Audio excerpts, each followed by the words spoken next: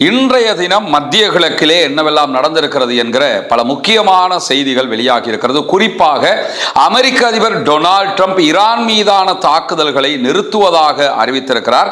அதற்கு அவர் சொல்லியிருக்கக்கூடிய காரணம் தான் ரொம்ப ஏளனமாகவும் நகைப்புக்குரியதாகவும் சர்வதேச மட்டத்திலே பார்க்கப்படுகிற அதே நேரம் அமெரிக்கா தாக்குதல்களை நிறுத்தி இருக்கிற காரணத்தினால் தாங்களும் வளைகுடா நாடுகள் மீதான பதிலடி தாக்குதல்களை நிறுத்துவதாக இன்றைக்கு ஈரானும் அறிவித்திருக்கிறது. இப்படியான சூழல்ல இன்றைக்கு வெளியாகி இருக்கக்கூடிய பல முக்கியமான செய்திகளில் இஸ்ரேலுக்குள்ள நடைபெற்றிருக்கக்கூடிய ஒரு ஆர்ப்பாட்டம் சர்வதேச செய்திகளில் இடம் பிடித்திருக்கிறது. அது என்ன ஆர்ப்பாட்டம் என்று சொன்னா, பாலஸ்தீனர்கள் மீதான தொடர் தாக்குதல்களையும் பாலஸ்தீனத்தில் ராணுவம் ஆட்சி செலுத்துவதையும் எதிர்த்தும், அதே நேரம் வெஸ்ட் பேங்க் பகுதியில் ஆக்கிரமிக்கப்பட்ட ஜெருசலம் பகுதிகளில் இஸ்ரேலை சேர்ந்த யூதர்கள் சென்று அங்கு வாழக்கூடிய மக்களுக்கு தொடர் அழுத்தம் கொடுப்பதையும் அதே போன்று அங்கு வன்முறையில் ஈடுபடுவதையும் கண்டித்து தான் இஸ்ரேல் தலைநகர் டெல் அவீவ்ல இந்த ஆர்ப்பாட்டம் நடைபெற்றிருக்கிறது.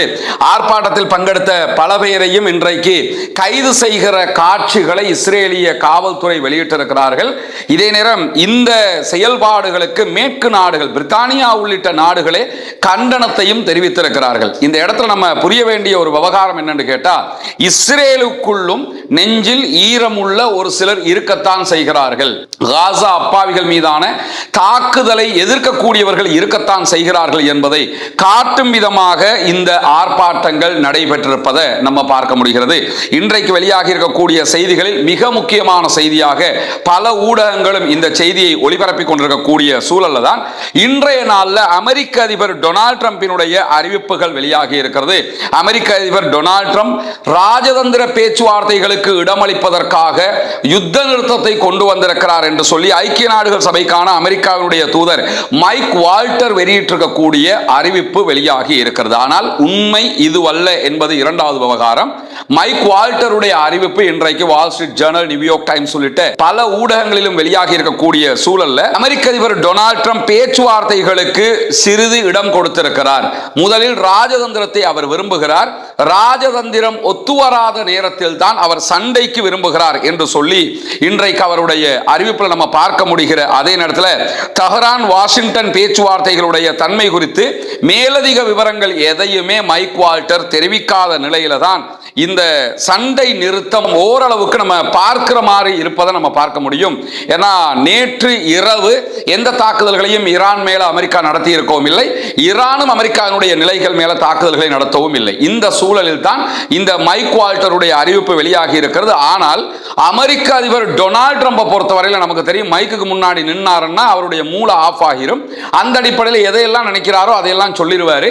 உண்மையிலேயே தான் யுத்தத்தை நிறுத்தியதற்கான காரணத்தை இன்றைக்கு டொனால்ட் ட்ரம்ப் ஓப்பனாகவே சொல்லி இருக்கிறார். அமெரிக்காவினுடைய ஆயுத பற்றாக்குறை உச்சம் தொட்டு கொண்டிருக்கிறது. எனவே இந்த நேரத்தில் ஈரான் மீது மேலதிக தாக்குதல்களை நடத்த நான் விரும்பவில்லை என்றே சொல்லி இருக்கிறார். நம்முடைய வீடியோவில் 2 நாட்களுக்கு முன்பதாக அமெரிக்காவினுடைய பென்டகனுடைய அதிகாரி வெளியிட்டிருந்த செய்திகளை நம்ம சுட்டி காட்டியிருந்தோம். அமெரிக்கா ஈரான் மீது தொடுத்திருந்த இந்த யுத்தத்தினால அமெரிக்காவினுடைய ஆயுத கையிருப்பு பாதிக்கு பாதி குறைந்து விட்டது. அவங்க கிட்ட இருக்கக்கூடிய ஆயுதங்கள்ல பாதி மொத்தமாக குறைஞ்சிருச்சு. இன்னும் பாதி ஆயுதங்கள் தான் அவங்க கிட்ட இருக்குது என்கிற நிலையில அதையும் அவங்க தாக்குதலுக்கு பயன்படுத்த விரும்பல. காரணம் என்னன்னு கேட்டா, ஆல்ரெடி உக்ரைனுக்கும் ரஷ்யாவுக்கும் யுத்தம் நடந்துகிட்டு இருக்குது. அந்த யுத்தத்தில் அமெரிக்கா சப்போர்ட் பண்ணி கொண்டிருக்கிறாங்க. அதே மாதிரி எந்த நேரத்தில் வேண்டுமென்றாலும் தைவானை சைனா தாக்கலாம் என்கிற ஒரு அச்சம் இருக்கிறது. தைவான் மேல சீனா அட்டாக் பண்ண ஆரம்பிச்சிட்டாங்கன்னு சொன்னா அந்த தாக்குதலுக்கு முகம் கொடுப்பதற்கு அமெரிக்காவால் முடியாமல் போய்விடும். இது இரண்டாவது பிரச்சனை. எல்லாத்துக்கும் மேல இருக்கக்கூடிய பெரிய பிரச்சனை என்னன்னு கேட்டா, அரபு நாடுகள் மேல ஈரான் தொடர் தாக்குதல்களை நடத்துகிறது. அந்த தாக்குதல்களை அவர்களால் தடுக்க முடியாமல் இருக்குது. ஏன்னா டிஃபென்சிவ் வெப்பன் அவங்ககிட்ட மொத்தமாகவே குறைந்திருக்கக்கூடிய செய்திகள் தொடர்ந்து வெளியாகி வருது. அந்த நேரத்தில் தான் எதை பேசணும் எதை பேசக்கூடாதுன்னு ஒன்று இருக்குல்ல, மைண்ட் வாய்ஸ் எல்லாம் வெளியில பேசுறதா சொல்லுவாங்கல்ல, அது மாதிரி அமெரிக்க அதிபர் டொனால்ட் ட்ரம்ப் தன்னுடைய மைண்ட் வாய்ஸை வெளியில பேசியிருக்கிறாரு. ஆயுத பற்றாக்குறை தான் நாங்க ஈரான் மீது தாக்குதல் நடத்துவதை குறைப்பதற்கான அல்லது நிறுத்துவதற்கான அடிப்படை காரணம் என்பதை தெளிவுபடுத்தி இருக்கிறார். எனவே ஆயுத பற்றாக்குறை ஏற்பட்டிருக்கிறது, ஈரான் மீண்டும் மீண்டும் யுத்தத்திலே ஜெயித்திருக்கிறது என்பதை இந்த செய்திகள் காட்டுவதை நம்ம புரிந்து கொள்ளுகிற அதே நேரத்தில் 2 இரவுகளாக அமெரிக்காவினுடைய தாக்குதல்கள் இல்லாத நிலையில் வளைகுடா நாடுகள் மீதான தாக்குதல்களை நாங்கள் நிறுத்துகிறோம் என்று சொல்லி இன்றைக்கு ஈரான் விடுத்திருக்கக்கூடிய அறிவிப்புல சொல்லி இருக்கிறாங்க. வாஷிங்டன் ஈரான் மீதான தாக்குதல்களை நிறுத்தி இருக்கிறது. அதே போன்று ஈரான் வாஷிங்டனுடைய தளங்கள் மீதான தாக்குதல்களை நிறுத்தி இருக்கிறது. தொடர்ந்தும் எங்கள் மீது தாக்குதல் நடத்தப்பட்டால் பதிலடி தாக்குதல்களை வளைகுடா நாடுகளில் இருக்கக்கூடிய அமெரிக்காவுடைய தளங்கள் மேல நாங்கள் நடத்துவோம் என்று சொல்லி இன்றைக்கு IRGC விடுத்திருக்கக்கூடிய அறிவிப்புல தெளிவாக குறிப்பிட்டிருக்கக்கூடிய நேரத்தில் தான் இன்றைய நாள்ல ஹொர்முஸ் நீர்வழி பாதையில ஈரானுடைய எச்சரிக்கைகளை தொடர்ந்து எச்சரிக்கையை கேட்காமல் பயணித்த ஒரு கப்பல் தாக்குதலுக்கு உள்ளாகி இருக்கிறது என்கிற ஒரு செய்தி வெளியாகி இருக்கிறது. இந்த செய்தியை பொறுத்தவரையில குறித்த கப்பல் ஈரானுடைய பேச்சை கேட்காமல் பயணித்துக் கொண்டே இருந்ததாகவும், நீங்க பேச்சை கேட்காம போனா நாங்க அட்டாக் பண்ணுவோம்னு அவங்க எச்சரிக்கை விடுத்திருந்தாங்க. ஆனாலும் ஈரான் அவர்கள் மீது தொடர்ந்து உடனடியாக அட்டாக் பண்ணவே இல்லை. இந்த கப்பலுடைய வெடிப்புக்கான காரணம் என்னன்னு கேட்டால், அந்த கப்பல் பயணித்த பாதையில் ஈரான் ஆல்ரெடி வைத்திருந்த கடல் கன்னிவெடிகள் இருந்த காரணத்தினால கடல் கன்னிவெடிகள்ல சிக்கித்தான் இந்த தாக்குதலுக்கு கப்பல் உண்டாகி இருக்கிறது. எனவே கடல் கன்னிவெடிகள்ல சிக்கிய இரண்டாவது கப்பலாக இந்த கப்பலை பார்க்க முடியும். அமெரிக்காவுக்கு எதிராக ஈரான் பலவிடுத்தம் இந்த செய்திகளை சொன்னாலும் அமெரிக்காவை நம்பி சில கப்பல்கள் பயணிக்கிற போது இந்த ஆபத்தான சூழ்நிலையை அந்த கப்பல்கள் சந்திக்கிறார்கள் என்கிற வகையில் தான் இன்றைக்கு இந்த சம்பவமும் நடைபெற்றிருப்பதை நம்ம பார்க்க முடியும். எனவே ஈரான் கடல் கன்னிவெடிகளை வைத்திருக்கிறோம் என்று சொல்லுவது வெறும் வார்த்தை ஜாலம் அல்ல, பேச்சுக்கு சொல்லவில்லை, உண்மையாகவே சொல்லிக் கொண்டிருக்கிறது என்பதற்கான இரண்டாவது ஆதாரமாக இந்த கப்பல் இன்றைக்கு கன்னிவெடிகளில் சிக்கி பாதிக்கப்பட்டிருக்கிறது என்கிற செய்தி அமைந்திருப்பதை நம்ம பார்க்க முடிகிறது. இப்படியான சூழல்ல தான் இன்றைய நாளும் ஹவுத்திகள் யமன்ல இருந்து சவுதி அரேபியாவினுடைய தளங்களை நோக்கி தாக்குதல்களை நடத்தி இருக்கிறார்கள். சவுதி அரேபியாவும் யமன்ல ஹவுத்திகளுடைய நிலைகளை நோக்கி தாக்குதல்களை நடத்தி இருக்கக்கூடிய செய்திகள் வெளியாகி இருக்கிறது.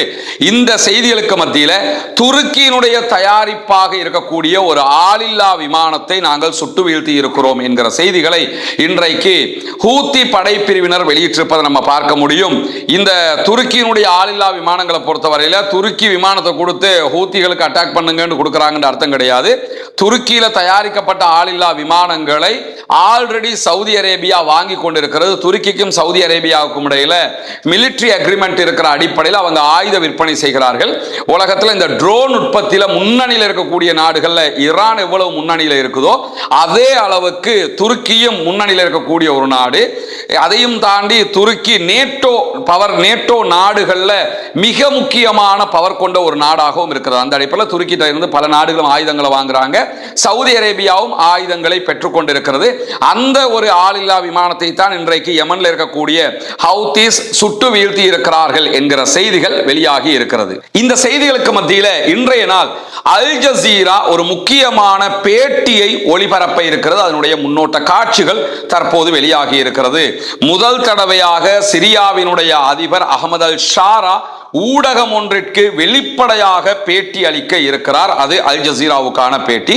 அகமது அல் ஷாராவினுடைய பேட்டியினுடைய மிக முக்கியமான பகுதிகள் அடங்கிய முன்னோட்ட காட்சிகள் வெளியாகி இருக்கிறது. அந்த முன்னோட்ட காட்சிகள் தொடர்பாக அல் ஜசீரா வெளியிட்டிருக்கக்கூடிய பிரேக்கிங் நியூஸ்ல என்ன சொல்லி இருக்கிறாங்கன்னு கேட்டா, இஸ்ரேலோடு ஒரு பாதுகாப்பு ஒப்பந்தம் செய்வதற்கு சிரியா பல நாடுகளோடும் பேசி வருகிறது என்கிறார் அகமது அல் ஷாரா. அகமது அல் ஷாரா யாருங்கிறது நமக்கு தெரியும். ஆல்ரெடி இவர் ISIS பயங்கரவாத குழுவோடு இருந்தவர். இவருடைய தலைக்கு பல மில்லியன் அமெரிக்க டாலர்களை அமெரிக்கா அறிவிச்சிருந்தது. பின்னாட்கள் ISல இருந்து பிரிஞ்சவர் தனியான ஒரு படைப்பு HTC என்கிற ஒரு படைப்பிரிவை உண்டாக்கினார். அந்த படைப்பிரிவு தான் சிரியாவுக்குள்ள பஷர் அல் அசாதினுடைய ஆட்சியை கவிழ்த்து ஆட்சியை பிடிச்சாங்க. அதற்கு பல நாடுகளும் சப்போர்ட் பண்ணியிருந்தாங்க. பின்னாட்கள் அமெரிக்கா அவர் மீது விடுத்திருந்த தடை, அதே போன்று சிரியா மேல விதிக்கப்பட்டிருந்த எல்லா தடைகளையும் நீக்கி இருக்கிறார்கள். அகமது அல் ஷாராவுடைய ஆட்சி தற்போது சிரியாவில் நடைபெற்று வருகிறது. அவங்க பாராளுமன்றத்தையும் மீள அமைத்திருக்கக்கூடிய சூழல்ல முதல் தடவையாக அவர் ஊடகங்களுக்கு பேட்டியை கொடுக்கிறார். கொடுக்கிற நேரத்திலே அவர் என்ன சொல்றாருன்னா, இஸ்ரேல் சிரியாவினுடைய கோலான் குன்றுகள் பகுதிகளை எல்லாம் கைப்பற்றி இருக்கிறது என்று கேட்கும் போது, இஸ்ரேலோட நீங்க ஏன் சண்டைக்கு போகல என்கிற கேள்விக்கு, நாங்கள் இஸ்ரேலோடு தற்போதைய நிலையில் ஒரு சண்டையை பிடிப்பதற்கு விரும்பவில்லை, இஸ்ரேலோட ஒரு ஒப்பந்தத்துக்கு போறதுக்கு தான் விரும்புகிறோம். அந்த ஒப்பந்தம் எப்படி இருக்கணும்னு கேட்டா, எங்களுடைய கோலான் குன்றுகளில் கைப்பற்றப்பட்டிருக்கக்கூடிய பகுதிகளை எங்களிடமே தந்துவிட்டு இஸ்ரேல் வெளியேறுகிற விதமாக இருக்கணும். எனவே இஸ்ரேலோடு சண்டை பிடிப்பது எங்களுடைய நோக்கம் கிடையாது என்று வெளிப்படையாகவே இன்றைக்கு சொல்லியிருக்கிறார் அகமது அல் ஷாரா, சிரியாவினுடைய அதிபர் என்கிற செய்திகளுக்கு மத்தியில். மேலதிகமாக லெபனானில் இருக்கக்கூடிய ஹிஸ்புல்லாக்களோடு நீங்கள் சண்டையிட இருப்பதாக அமெரிக்க அதிபர் டொனால்ட் ட்ரம்ப் சொல்லிக்கொண்டே இருக்கிறாரே, ஹிஸ்புல்லாக்களோடு மோதலில் ஈடுபடுகிற ஐடியா இருக்குதான்னு கேட்டதுக்கு எங்களுக்கு எந்த இடத்திலும் ஹிஸ்புல்லாக்களோடு சண்டையிடுகிற ஐடியா இல்லை. ஹிஸ்புல்லாக்களோடு ஒரு ராணுவ ரீதியிலான சண்டைக்கு போறதுக்கு நாங்கள் தயார் இல்லை. ஹிஸ்புல்லாக்களை கொண்ட லெபனானுடைய பிரச்சனையை லெபனான் கவர்மெண்ட் தான் பார்த்துக்கிறணும். எனவே நாங்கள் ஹிஸ்புல்லாக்களோடு நேரடி சண்டைக்கு போறதுக்கு தயாராகவும் இல்லை. அதை தாண்டி சிரியாவுக்குள்ளேயே அகமது அல் ஷாரா எப்படி ஆட்சியை பிடித்தாரோ அவருக்கு எதிரான ஒரு ராணுவ குழுவும் அங்க இருக்கிறாங்க, ஆயுத குழு. அந்த ஆயுத குழு தான் SDF என்கிற சிரிய ஜனநாயக படைகள். இந்த சிரியாவினுடைய ஜனநாயக படைகளோடு ஒரு ஒப்பந்தம் எட்டப்பட்டிருக்கிறது.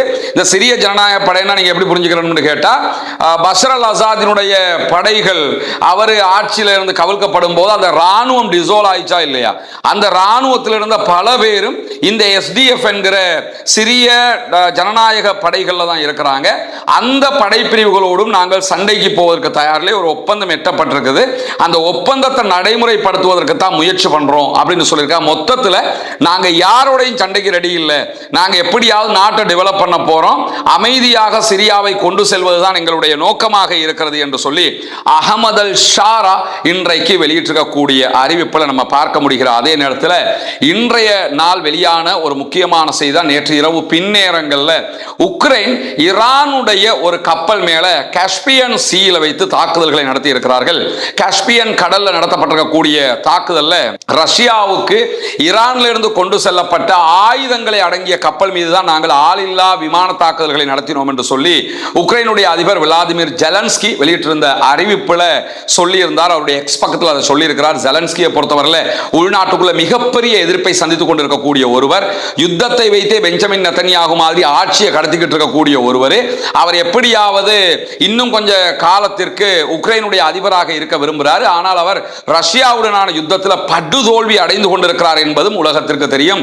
ரஷ்யா உக்ரைனுடைய 20% நிலப்பரப்புகளை கைப்பற்றி இருக்கக்கூடிய உக்ரைனுக்கான மிக பெரும் தோல்வியான இந்த நிலையில ஆல்ரெடி உக்ரைனுடைய பாதுகாப்பு அமைச்சரை இவர் பதவி நீக்கினார் என்பதற்காக கடந்த வாரம் முழுவதுமே பெரிய ஆர்ப்பாட்டங்கள் நடைபெற்றிருந்தது. அந்த ஆர்ப்பாட்டங்களை தொடர்ந்து பதவி நீக்கம் செய்யப்பட்ட பாதுகாப்பு அமைச்சரை மீண்டும் பதவிக்கு எடுத்துட்டு அவரோட யாரு மோதிக்கிட்டு இருந்தாரோ, யாரு உக்ரைனுக்காக உக்ரைனுடைய ராணுவத்தை கொண்டு ரஷ்யாவோட சண்டை பிடிச்சுக்கிட்டு இருந்தாங்களோ அந்த பாதுகாப்பு படைப்பிரிவுகளுடைய தலைமை தளபதியை பதவி நீக்கம் செய்திருக்கிறார். இப்படி உள்நாட்டுக்குள்ளே 1000 குழப்பத்தை வச்சுக்கிட்டு காஸ்பியன் கடல்ல பயணித்த ஈரானுடைய கப்பல் மேல தாக்குதல்களை நடத்தி இருக்கிறார். ஈரான் அதற்கு பதிலடி கொடுத்திருக்கிறது. மிக தெளிவாக எங்களை ஒரு யுத்தத்திற்கு இழுக்கிறீர்கள், உக்ரைனோடு நேரடி யுத்தத்திற்கு நாங்கள் வருவதற்கு தயாராக இருக்கிறோம் என்கிற விதமாக ஈரானுடைய அறிவிப்பை நம்ம பார்க்க முடியும். உக்ரைனை நேரடியாக ஈரானுக்கு தாக்க முடியுமான்னா கண்டிப்பாக தாக்க முடியும். ஆல்ரெடி டியாகோ கார்சியா மேல ஈரான் தாக்குதல்களை நடத்தி காட்டியிருக்கிறாங்க.